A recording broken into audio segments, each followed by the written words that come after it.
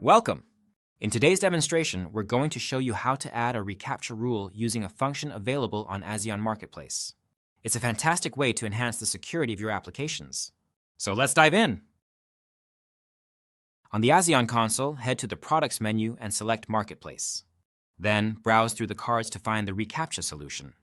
On the solution page, click on the Install button. You'll see a message indicating that your integration was successfully installed and is ready to use.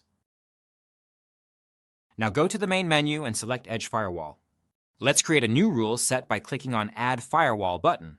On the next page, insert a name for your firewall rule.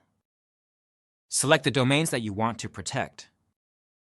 Click the Edge Functions switch to enable functions on your Edge application. Save. And next, click on the Functions Instances tab.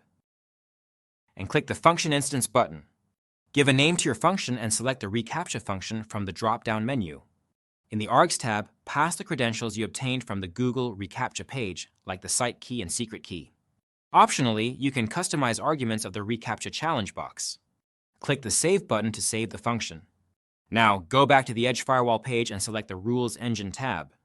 Click the Rules Engine button to create a new rule.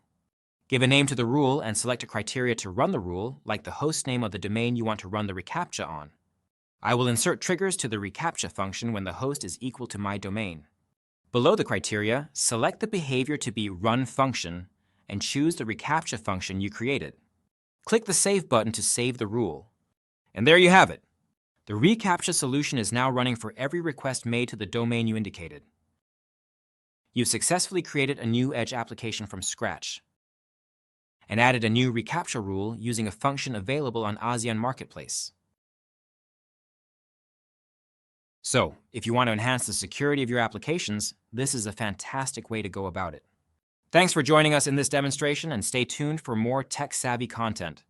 If you found this video helpful, please like, subscribe, and share it with fellow tech enthusiasts. Move to the edge.